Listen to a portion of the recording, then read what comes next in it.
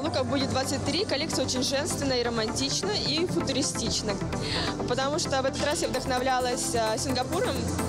Мне очень понравился этот город, особенно футуристичные сады, Gardens by the Bay. И вот как раз эти формы, которые сейчас я повторила в платьях, они повторяют архитектуру этих садов.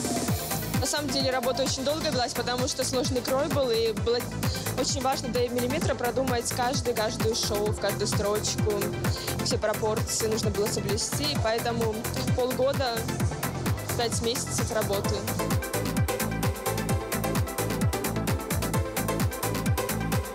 Мой образ мне абсолютно нравится.